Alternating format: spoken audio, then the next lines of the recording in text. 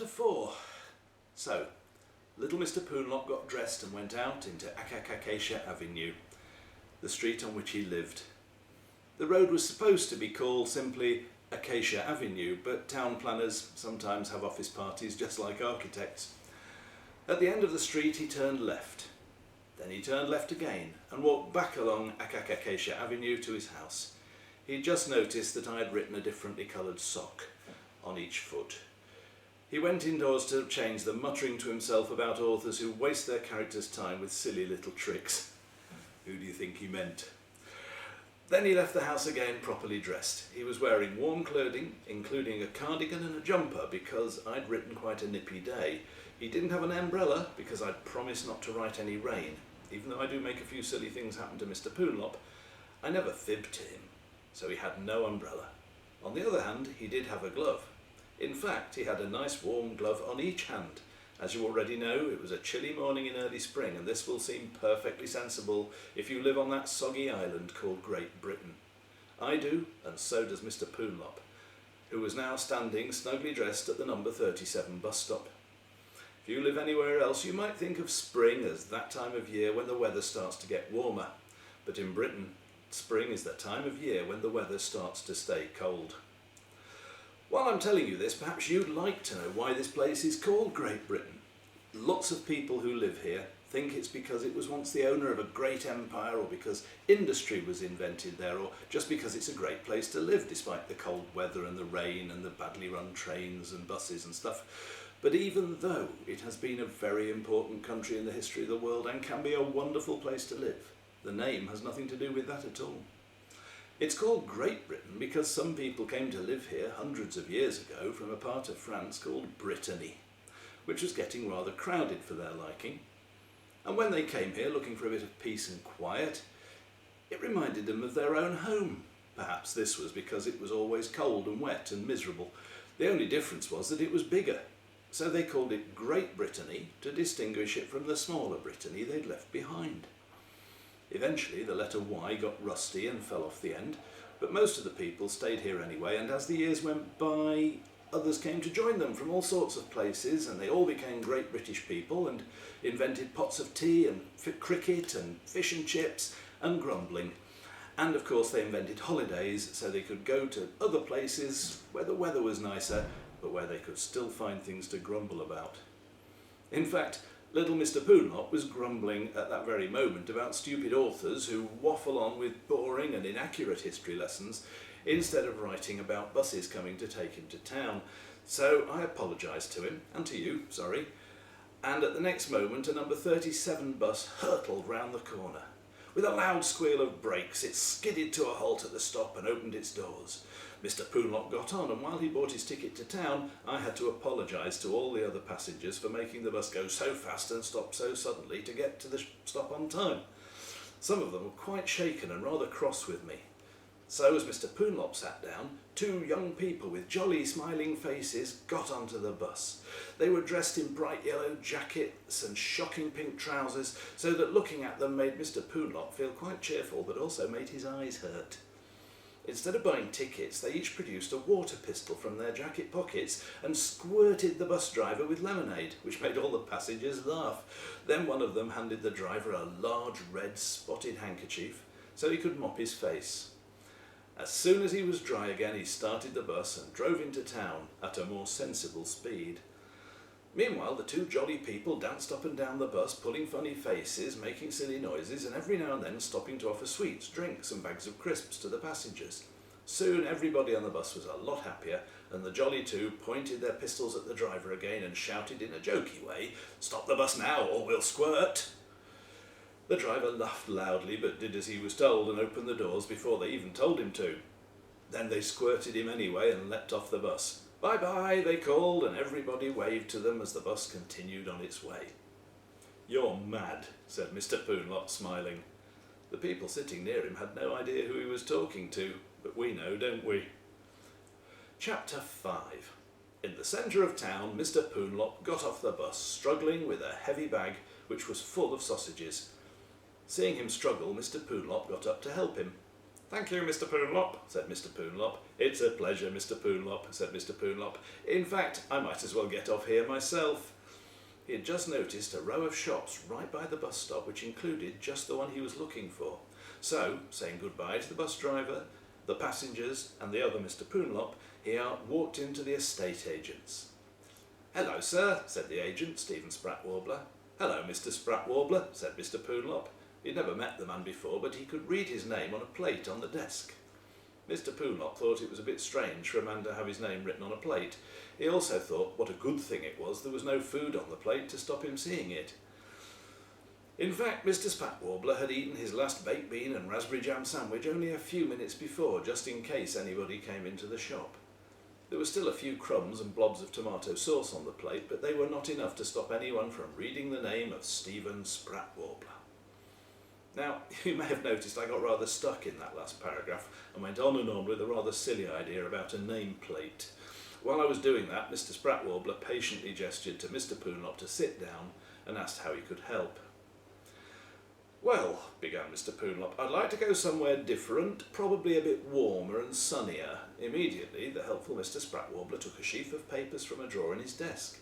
He selected one and put it in front of Mr. Poonlop. It showed a picture of a nice little house with a pretty garden full of rose bushes. "I think this could be just the thing for you," said Mr. Sprat Warbler. "It's on the south side of town, it has 2 lovely large bedrooms, and it costs just £40,000. £40,000? exclaimed Mr. Poonlop. "Is that for a week or a fortnight?" "Oh no, that's to own it, of course," explained a very confused Stephen Sprat Warbler. "I hadn't meant to buy a place," said Mr. Poonlop, "and I was hoping to go somewhere more interesting than the south side of town." "Oh, you want to rent somewhere and a bit further afield?" asked Mr. Sprat Warbler, which meant it was Mr. Poonlop's turn to be confused. "I don't want to stay in a field anywhere," he said. "I don't fancy camping very much." "No, no, no," said Mr. Sprat Warbler, Mr. Sprat Warbler, Mr. Sprat Warbler. "I mean you want to set up home in a location at a greater distance from here." "I don't want to set up home at all," cried Mr. Poonlop. "I only want to stay somewhere nice for my 7th holiday." "Ah," exclaimed Mr. Sprat Warbler with an exclamation mark and a big smile. "I understand now. You must be little Mr. Poonlop." "Yes, I am," admitted little Mr. Poonlop, because he was. "Then I know exactly what's wrong," said Mr. Sprat Warbler, because he did. "You want to book your 7th holiday, but you've come to the wrong place. You've come to Sprat Warbler and Glop, estate agents. We sell and rent properties for people to live in, particularly in this area. You should have gone into Trouble-Free Travel next door. They are travel agents." "Oh dear, I am sorry," said Mr. Poonlop, quite embarrassed. "Please don't be quite embarrassed, Mr. Poonlop," said Mr. Sprat Warbler. "It's not your fault. It's some silly author who keeps getting these things mixed up." And he was right. I do sometimes say estate agent when I mean a travel agent. I often say crossword puzzle when I mean jigsaw puzzle. And I nearly always say artichoke when I really mean to say artichoke. It can be quite a problem.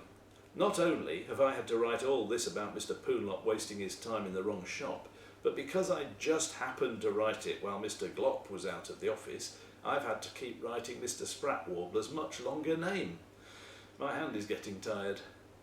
But at least Mr. Poonlop and Mr. Sprat Warbler parted as good friends. Mr. Sprat Warbler said he hoped Mr. Poonlop would have a really wonderful 7th holiday, and Mr. Poonlop said he hoped Mr. Sprat Warbler would sell his lovely 2-bedroom house with the nice garden on the south side of town really soon. Then Mr. Poonlop went out of the shop and through the next door to visit the trouble-free estate agent. "Travel agent," chorused Mr. Poonlop and Mr. Sprat Warbler loudly. Chapter 6. The woman in the travel agent didn't have any sort of plate with a name on it, but she did have a small badge on her chest which had the word badge on it. Mr. Poonlop decided this was not her name, but just another of my silly jokes. She didn't guess who Mr. Poonlop was when he announced that he wanted her to help him book his 7th holiday, but she was very nice anyway. In fact, I'm only letting nice people be in this book. She asked Mr. Poonlop how soon he was thinking of taking his holiday, and when he said he wanted to go as soon as he could, she suggested that he try a skiing holiday. There's still plenty of snow on the higher alpine slopes, and especially in some of the East European resorts, which are jolly good value, and the skies are lovely and clear too, she told him enthusiastically. But it's still quite cold, isn't it? Suggested Mr. Poonlop. I assume it must be, or the snow would melt. Well, yes, it's cold enough for snow, but you'll be wrapped up nice and warm, and it's a very active holiday, she said, wishing she could go skiing soon. Lots of exercise, you'd hardly feel the cold at all. Then you spend the evenings by a log fire, eating and drinking with all the other skiers. I don't know, said Mr. Poonlop, shaking his head. He explained to her that I was often heard to say how strange it was that so many people should wait until the weather at home got even colder than usual, only to spend lots of money to go somewhere colder still. That's easy to explain, said the assistant, who would rather have been in a ski resort than behind a desk at Trouble-Free Travel. It's so they can enjoy the company and playing on the sledges and most of all, the skiing. She was getting quite excited just talking about it, but Mr. Poonlop told her that another thing I often said was that I couldn't understand why people should pay good money to be pulled all the way up a hill only to slide or even fall straight down it again. Well, sir, said the assistant with a bemused look, your author sounds a bit of an old misery guts to me. I really think you... But before she could say another word, I changed the subject. I also changed the assistant, and Mr. Poonlop suddenly found himself sitting opposite a pleasantly smiling grey-haired gentleman who was asking Mr. Poonlop just how far afield he was thinking of travelling. Mr. Poonlop was about to say that he didn't want to stay in a field at all when I remembered that I'd already done that joke, and it wasn't very funny first time. The man continued. The reason I asked, the man continued, is that whereas in other countries the spring is the time of year when the weather starts to get warmer, here in Britain it's when it starts to stay cold. Mr. Poonlop told him we've already done that joke too.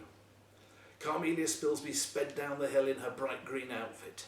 Going over a bump she flew through the air but came down perfectly on her skis, just in time to execute a perfect side slip and turn. She slid to the left to avoid a couple of slower skiers before stopping neatly a few yards from the ski lift that was waiting to take her back up the mountain. This was fantastic. Only a few minutes earlier she'd been sitting at her desk in Trouble-Free Travel, talking to a pleasant little man with a rather miserable author, and now here she was on a lovely ski slope in bright sunshine. And she had a free all-day pass with her for the ski lifts. This was much more fun. She didn't see the huge hairy monster with big pointed teeth creeping up behind her, holding a blood-stained axe. Neither did anybody else, because there wasn't one. By an amazing coincidence that only happens in stories like this, there was no such monster creeping up behind Mr. Poonlop either. There was, however, a pile of travel brochures on the table between him and the grey-haired gentleman that was getting bigger and bigger all the time. Mr. Poonlop could just not make up his mind. All the places in the brochures looked really interesting, really picturesque, and all the hotels looked nice and clean and had all the facilities he could wish for. But the trouble was, all the places, all the hotels, even the happy smiling faces by the pools, they all looked the same. So the more brochures Mr. Poonlop saw, the harder it became to make any decisions. Even when he looked at more exotic locations in more distant lands, he couldn't choose which one was right for his 7th holiday.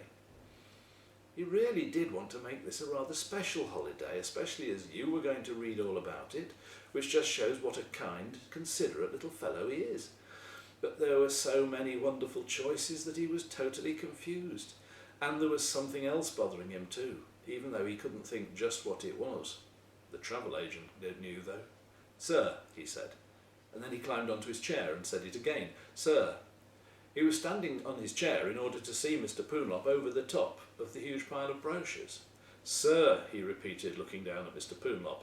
After all, for all he knew, while he was sitting down, Mr. Poonlop could have left the shop and gone for a cup of tea. "If your author would be so kind as to let me continue," he said politely but firmly, "I was going to say that I think I know what's bothering you." "Oh, good," said Mr. Poonlop with a sense of relief. "Yes, sir," continued the agent from over the pile of brochures. "I think your problem is that you don't really want what we in the trade call a package holiday at all. So, we'll see you again soon for Chapter 7. Goodbye. Say goodbye.